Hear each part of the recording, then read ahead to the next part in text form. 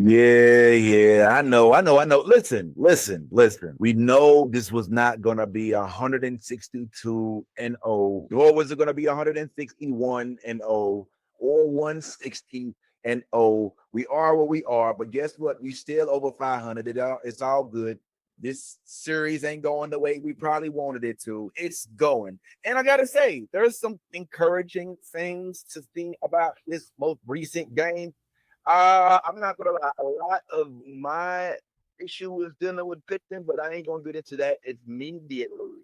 But yeah, let's just go ahead and face the fact we did lose another series. Unfortunately, a weird game as it was described by one who posted in St. Louis Dispatch. This is something that I don't think is going to be an ongoing issue. We did see some consistency from Victor Scott again. Nolan Arenado once again coming to the rescue, proving that he is worth sticking around for a little bit.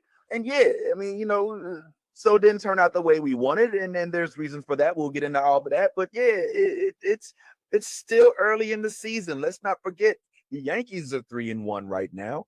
All right, the only undefeated team we have in the league is the Dodgers with the 7-0, and they got an early start in Tokyo. So let's not jump the gun. I think the things that need to be worked on, we can work on. Frankly, I think we need more depth in our pitching department. We seem to have some consistency in the inconsistency in that bullpen.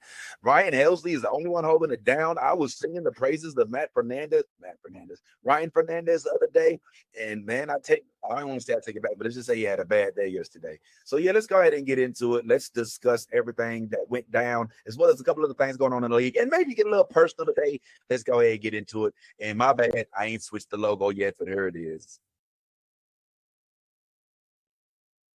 All righty. So the Cardinals cannot conjure a second 3-run rally in extra innings as we fail once again to the Angels. The Angels who lost 99 games last year. The Angels who have reactivated Mike Trout. The Angels who now have a flourishing Kyron Paris and a Joe Adele that seem to be ready to put themselves out there for contention. It's a little, I don't want to say refreshing, but it's interesting to see the Angels come to life now that they're playing the Cardinals. But it is what it is. I frankly think that this game was lost more by the Cardinals than it was won by the Angels. But at the same time, the Angels made a lot of real silly mistakes. There was a couple instances in which the pitcher overpitched and ended up giving us some extra bases that we were not expecting. We had some faltering outfield plays that also helped us. So yeah, man, let's just kind of get into the rundown. Let's go down the whole rundown real quick. So in the bottom of the second, Jordan Walker actually singled on a ground ball to center field to Joe Adele. And then Nolan Gorman scored. I remember this. This was pretty cool. By the way, I'm getting my information from Statcast, so this is nothing new. You can look all this up yourself. Just if you're one of them people who visual like me and just prefer to read and prefer to hear and listen to somebody rather than to read it sometimes, or maybe you might be in your car or something. Just me. Okay, in the top of the third, Luis Rengifo ended up doubling and had a line drive to second to left field to Lars. Tim Anderson actually scored. I told y'all Tim Anderson is a dude that low key I'm kind of rooting for because I know some of the stuff he went on, he had going in his off field, and he was there off the field, and he was at Miami Marlins when they was like the blackest team of the MLB for like a short stint in time. It was like Tim Anderson, Jazz Chisholm, Otto Lopez, Ryan Dela Cruz. It endless list of it was really cool. And I used to go to those, I went to those games a couple times. All right, in the second inning, the third inning was a pretty nasty one. You know what I'm saying? Mike Trout hit a double, Luis Rengifo hit a double. It got pretty ugly, and then we ended up, but we ended up getting out of that inning without any problems. It got a little uglier though in the bottom of the fourth. In the bottom of the fourth, there was a home run. Shout out to Jordan Walker, who actually did put something over the fence. So that was encouraging one time for Jordan. But then in addition to that, the Angels came back and they did their thing. We left the fourth inning with a score of 3-2, and then at the bottom of the eighth, it also got a little ugly. Lars singled, and Burleson grounded out. We didn't really have anything contributing in the world of offense, but defense was still on point. Nolan Arenado is ridiculous at third base. And I honestly feel like once he's gone, it's not going to look the same at that corner. Let's go ahead and get into the bottom of the ninth. Bottom of the ninth is when we actually came back and Jordan, excuse me, in the bottom of the ninth, we actually came back and, oh, excuse me, I'm sorry. Bottom of the eighth is when Nolan was able to kind of help us get back on base. And we did ended up with a 3-3 tie by the end of that eighth inning, right? It was the ninth inning that nothing really happened, and we just kind of stayed out. That's when Hell's Bells came through and bam, knocked them all out. Like Hell's Bells is so consistent, it's so ugly. I saw somebody in one of the comment sections saying, like, yo, why is it that Hales is only doing one inning? Because that's what closers do, right? That's not uncommon. You see Class A come in, he comes in for the 3 outs and he out. You see Luke Weaver come in, but this is a little different. Luke Weaver. I do think that is something to think about, though, because the Dodgers don't technically operate that way. Who's the Dodgers closer, so to speak, right? Not to say that we have to go and operate everything about what the Dodgers do, but there is something to be thought of there. Like, Hales, can you give us 6 outs? I don't know. So then we get into the extra innings. All right. This is when it gets interesting. This is when things start to kind of go amok. And I'm not gonna lie, I'm just gonna skip to the points here. If you watch the game, then you notice that we were not going down without a fight. We weren't going down without a fight. You know what I'm saying? We had a 3-3 tie to go into extra innings, right? And then they ended up hitting the ball and getting 2 more runs right there in it. I thought the game was lost. I'm sitting there watching. I was like, oh man, we ain't gonna do nothing, man. How this gonna go? Be down 2. I don't know how that's gonna pop. Well, to our credit, woof, man. Even after Joe Dell, it was 6-3. Man, we was about to woof, man. All right. It really was looking bleak.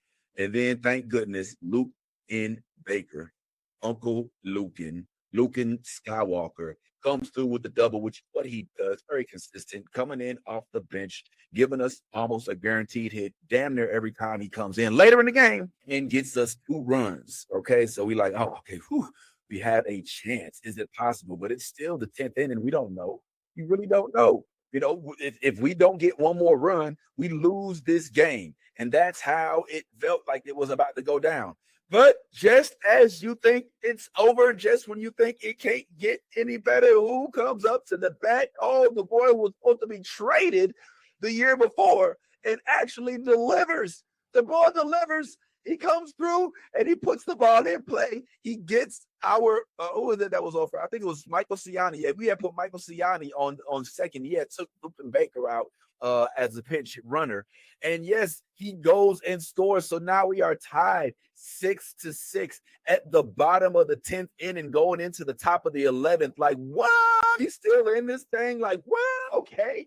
So now I'm thinking we might actually win. This is the part where I get real encouraged. This is where I'm like, okay, Cardinals, we're not just saying, okay, whatever, we a half-rate team, we the youngers, whatever, this is just a scrimmage game, blah, blah, blah.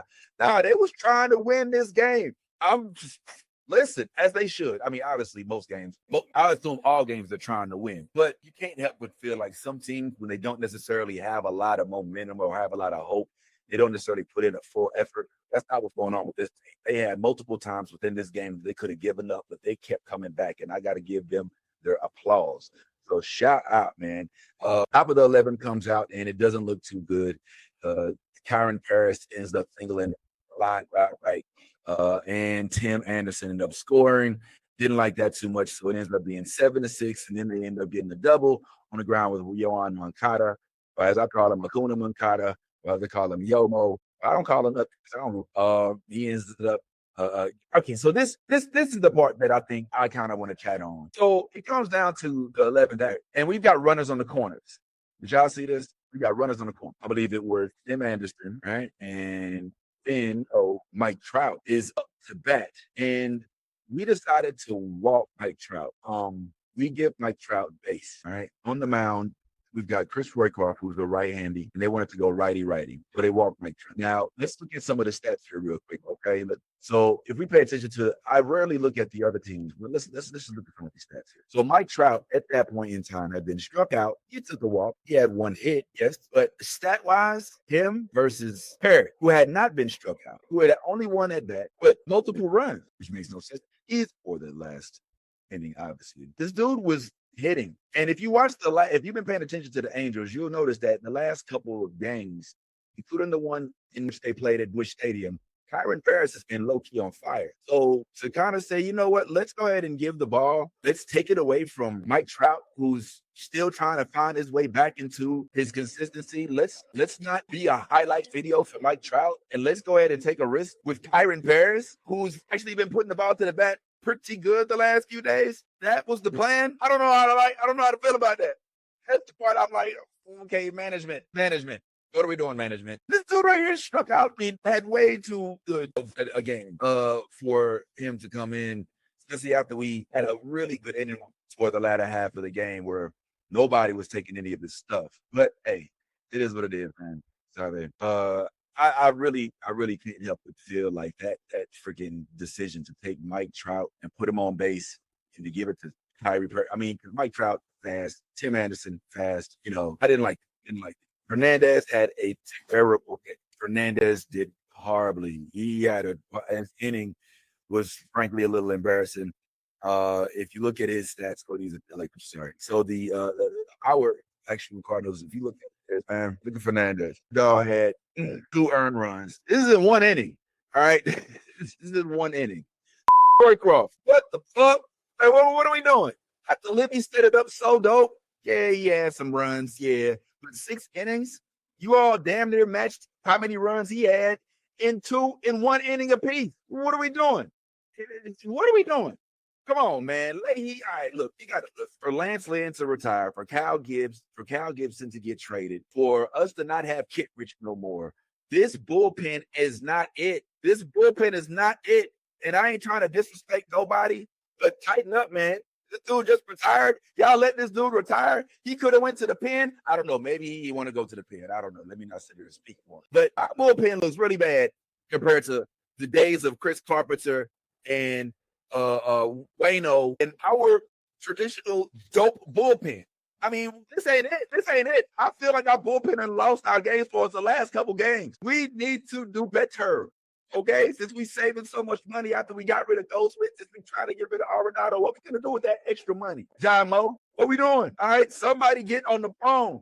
Somebody recruit, somebody stat, where's Quinn Matthews? Do we need to push some of these players down to AAA right quick? See what some of our prospects looking like. Where's Graceffa? I know we got Sonny Gray starting today. All right. Let's not let this be the theme, man. The bullpen normally was one of our strong suits. It is killing us. You are killing us. What is going on? What are we doing? Now, that's not to say that we the only ones. Angels bullpen did not have a great time either. I want you to look at some of their numbers. Like, dang, their ERA was in the 13 and 12s. So I ain't sitting there trying to say everybody perfect. But good Lord, man, let's at least try to keep our ERAs all under 5, 6, damn, 9, 10. All right, so I'm not necessarily that pleased with the way that this thing went down. This feels a little management. Gotta say that I love Victor Scott still doing his thing. The boy's been, listen, once Mason Wynn starts clicking, once Burley starts getting back on track, Burley had a hit today, if I'm not mistaken. Let's go ahead and go through a little bit of them stats as I keep putting this one up accidentally anyway. So check it out. Can we get the Cardinals? I might start labeling these. Okay, BM. So look, Newt has been hella consistent, bro. Look at his OPS. It's been that way since he started the season. This whole season has been dope. Burley got his hit. Shout out to my dog, Burley. Biscuits, DJ Burley Biscuits off in this thing. Okay, then we had Lukin came in sub for him and he got his hit while he was in 1 hit, 2 RBIs, 1 at bat. That's how you do it. Consistency. Dang, Siani didn't necessarily have any hits because he was subbed in as a pinch runner. Contreras, damn it, was 0 for 1 again. The ball is Contreras, Burley, and Mason Wynn are all suspect right now. But it's all right. We got time. Gorman did his thing. Arenado is definitely showing his worth, even though he didn't necessarily slug a lot.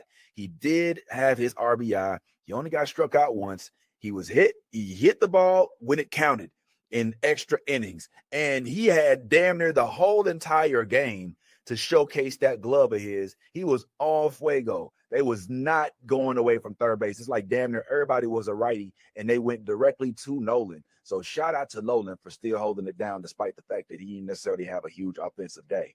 I do love what Paez is showing us as well. And I also like the fact that him and Herrera have like a, we share time type thing.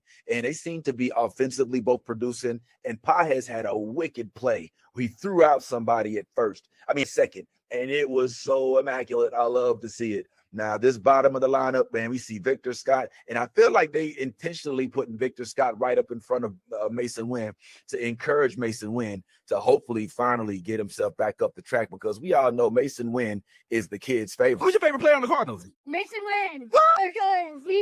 He's like. So let's try to keep the kids happy, Mason, and let's keep this thing going. All right. So we have another game today. We've got our final game in the series, and hopefully we can take one out of the three. I don't know why we wouldn't. The only thing that I'm a little discouraged about is the fact that a lot of our success in coming back, our rally was due to errors. All right. It was errors. The pitcher was not necessarily on point. He was missing the plate, and he, in two instances, Hendricks was trying. Hendricks, was it Hendricks? No. It was McDaniels.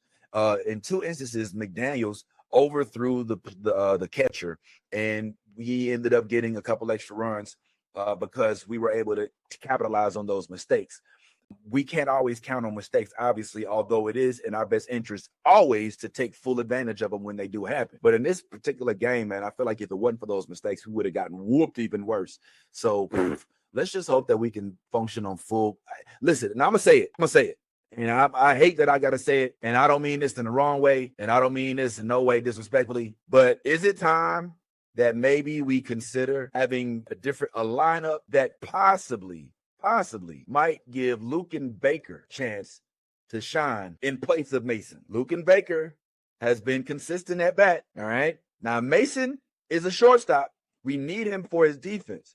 But as that game gets a little deeper, is it time to maybe consider putting Fermin in there? Is it time to consider giving Mason Wynn some time to figure it out? Because he and Contreras have been absent. They have 0 hits. They have 0 offensive contribution, and it's the 4th game into the series. And these were like our star players last year. Burley as well. Burley held it down when Goldie and Arenado were not giving us any kind of offense. And now Burley's struggling for some hits. So we got Burley, Contreras, and Mason Wynn that are soaking up outfield positions.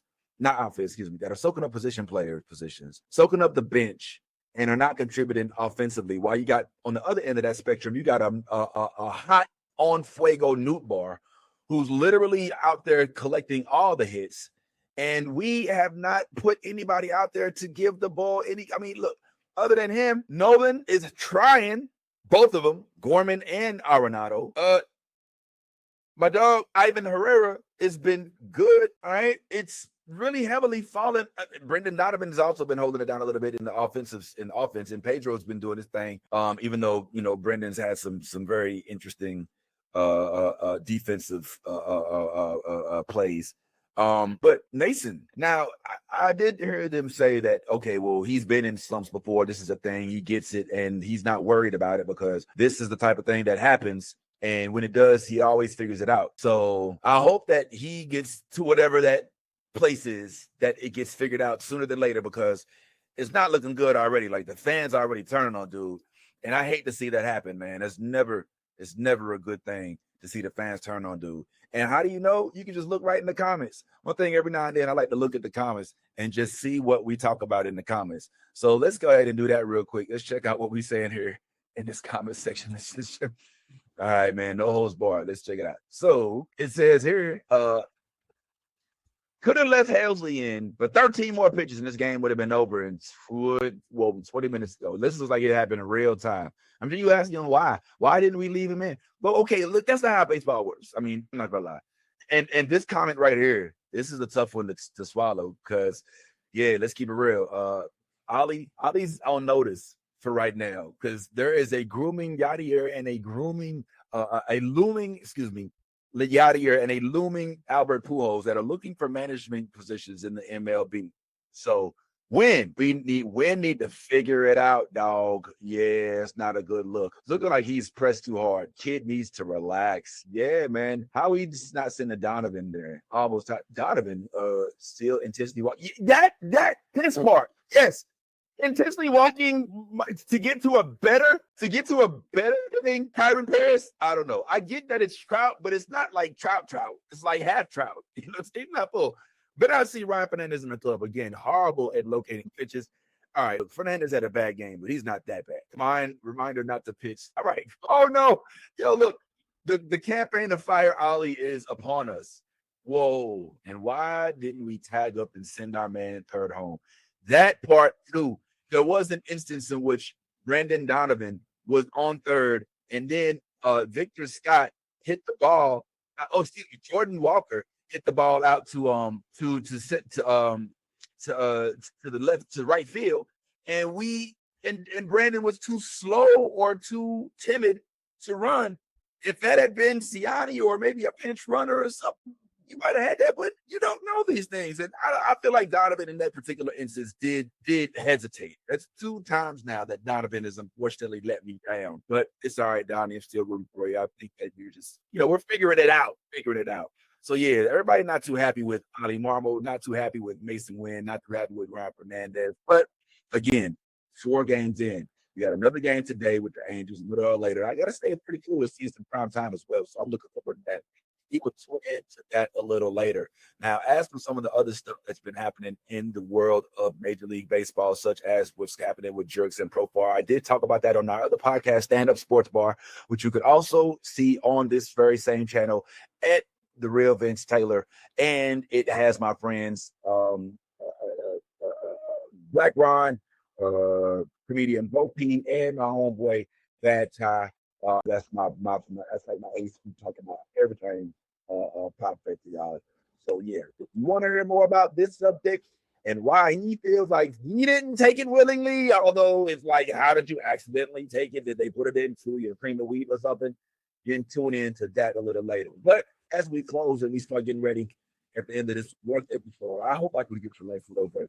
I figured today I could just spend a couple moments just kind of getting into, if anybody happens to watch this, which I'm not expecting most to, I'm just going to keep it real because my life has been very, very interesting. I've kind of taken the realm from going from engineering to stand-up comedy into like the world of podcasting. And ultimately, I started podcasting about stuff like nerd stuff. I'm really into like Spider-Man and Batman. Well, not Batman as much, but Spider-Man and Marvel and Star Wars and a lot of the stuff like that. So my first podcast is called The New Blurred Order. And in The New Blurred Order, we talk about, like nerdy stuff and things that that a lot of folks don't even necessarily know that, folks that look like me are really, really into. So that was my first entrance into like podcasting. And then as I started doing it, I started thinking, man, I'd like to do this a little bit more.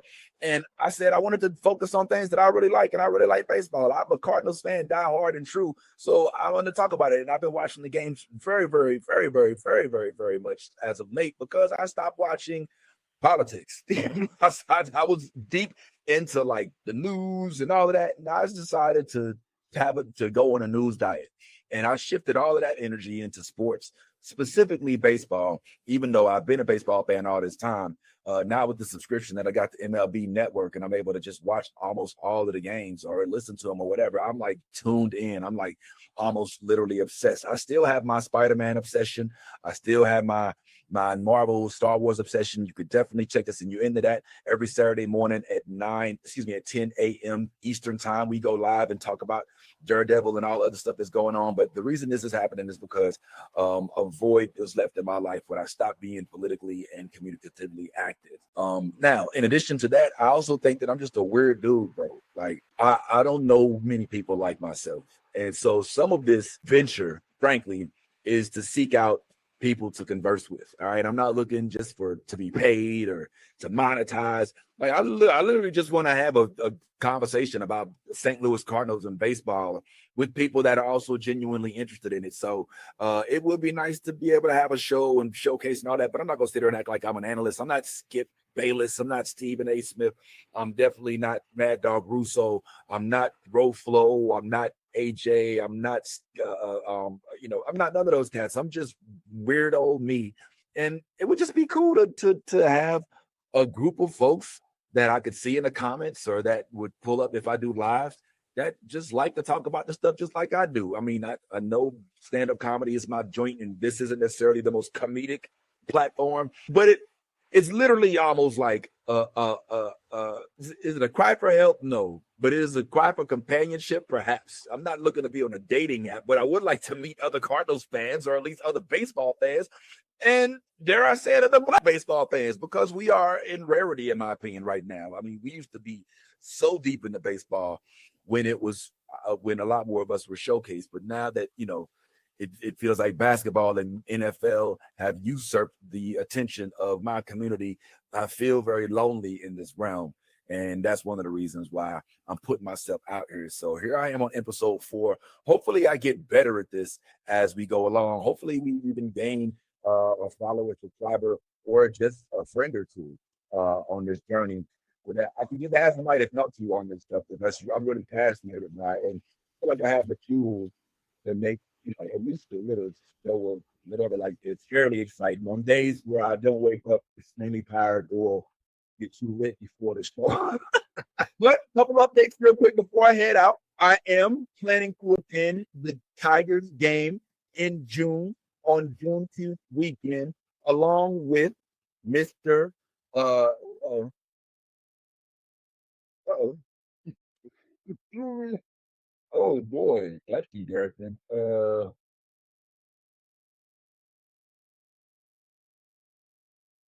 know what? Enough stuff report out. Along with my new friend from the Negro League, I should not have did what I did this morning. My memory, you know what? This is this point. I'm never doing that again. And I just bought my tickets to the Dodgers game in St. Louis. So I'm going to be going to St. Louis to see the Dodgers in person. So look for me to come real soon. Appreciate each and every last one y'all for pulling up.